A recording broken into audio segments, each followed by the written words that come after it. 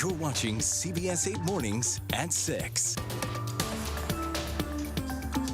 We are seeing rain this morning. We captured this rain coming down here earlier in Kearney Mesa, outside our building here. It was coming down a pretty good clip there for a while. Pretty loud, too, on our rooftops. And wet out on those roads, so be careful here this morning if you're going to be leaving here in the next few minutes. At 6 a.m. on your Friday, I'm Eric Connard. And I'm Nada Iranpour. And, yeah, we haven't had a morning like this in a while. Let's send it over to meteorologist Evan Irani. The roads will be wet. It's cold out there. Yeah, you'll notice the wet roads, windy conditions as well. But for starters, those showers are scattered as we kick off your Friday morning. So commute is absolutely going to be impacted by this. Not only in that those roads will be wet, but also that people tend to slow down their speed. So suggest that you do so as well if you are in good company out there on the roads.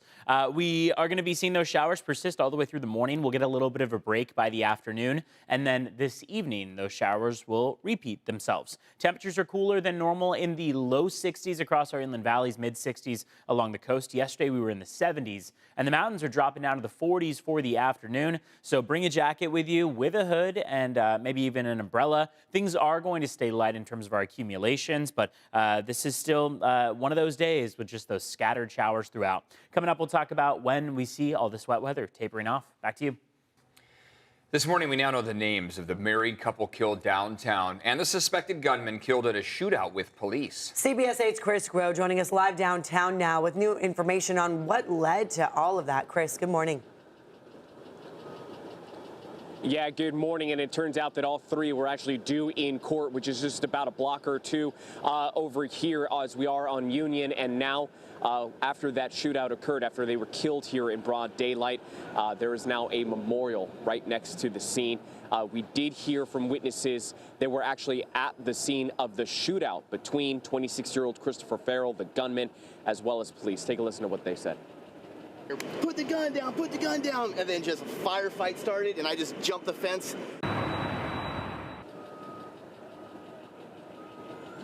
And what you're looking at right now is the scene, as this is new cell phone footage that shows law enforcement engaging with Farrell in Little Italy. You can see the man hiding behind the electrical box in the green shirt, but then a barrage of rounds are fired. He was hit multiple times. A canine was then sent in, and officers kicked his gun away, but he was eventually pronounced dead at the hospital. A Harbor police officer was wounded in the hip by gunfire. Now, we also learned that Farrell was due in court that day for a restraining order filed by the victims, 39-year-old Jose Medina and 31-year-old Rachel Martinez. The mother to 4 children allegedly had a brief affair with Farrell, but then the restraining order was filed after Martinez accused Farrell of sexual assault in September.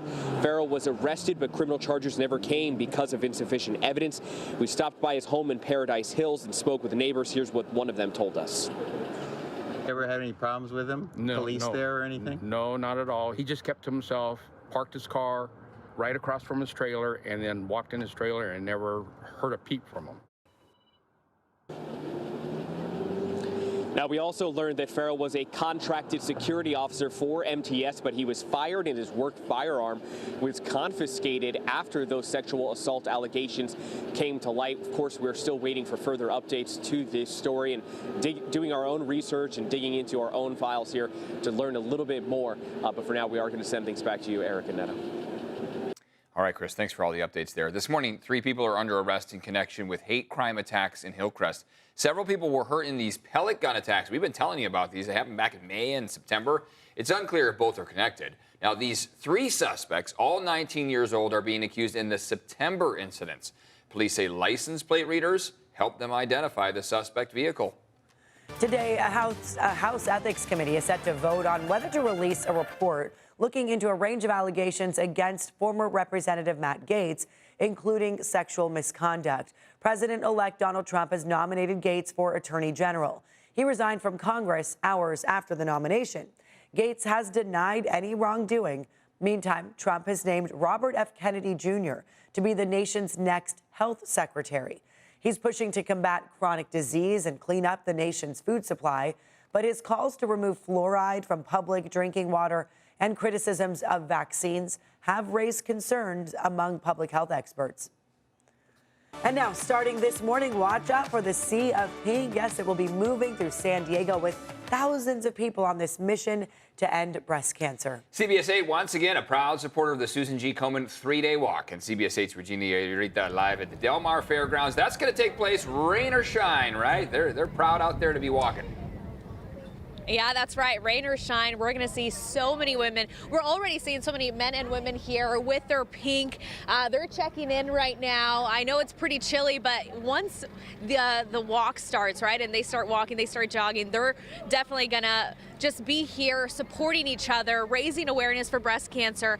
And I actually do want to bring in a very important person here, Valerie, who you actually have been walking for 7 years now, right? 17 events, but I think I want to start with the hot pink hair because I know everybody's going to ask, and this is just amazing. You definitely went full pink, right? You started with the streak of hair, and then you just committed. Yep, I sure did. I mean, walk me through why you're walking today. You know, you talked about it a little bit, and so, you know, tell us why you're here. Yep, so I lost my mom to breast cancer when I was 9. She got diagnosed when I was 7. And then watching the commercials, 2010 was my first walk, watching the commercials, and my first year crossing the finish line was her birthday. And I just got hooked, and I've been back every year since. I mean, I know I can see and feel the emotion. You know, we're talking about your mother. I can only say, you know, she's here in spirit. She's walking with you. Is, you know, when you're walking, what I know you're thinking about your mother and with other people who you've probably seen in the past. Yep. Just kind of describe that. It's powerful. There's not really much else you can do to reunite, and coming out in mass and just bringing awareness to this cause. Like, it's just powerful. Seeing the city come out and support, walking around and just hearing everybody honk and knowing that you're doing something so powerful to bring awareness and bring that cure. And it's coming one day, and I'll be here every day until we get it.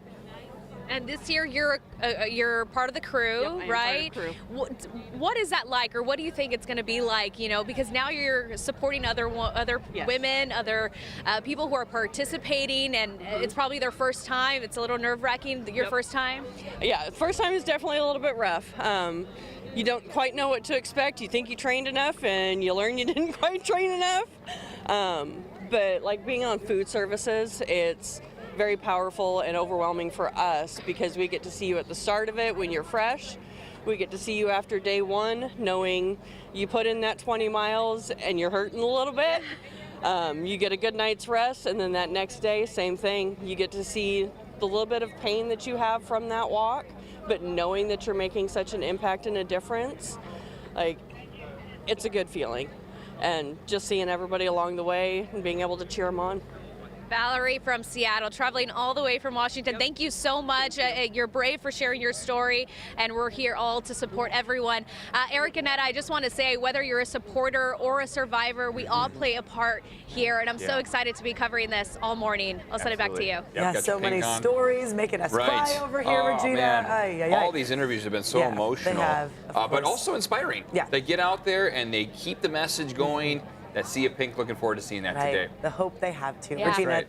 thank you for bringing that to us. And, you know, it's 3 days of walking, 20 miles a day? Yeah. So after today, what's the weekend looking like? So tomorrow we still have a few scattered Okay. showers in the Okay. mix. Still breezy out there, but dying down. And then by Sunday, we're back to sunshine Right. and not warmer temperatures, but on a warming track through next week. For now, though, it is windy and wet out there. You got a live look outside from Del Mar showing the cloudy skies. Another view that we have from Mount Soledad shows the same situation.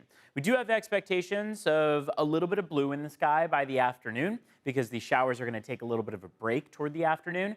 And that means that we'll mainly be under cloudy skies. We'll have a few very light mist to drizzles coming down.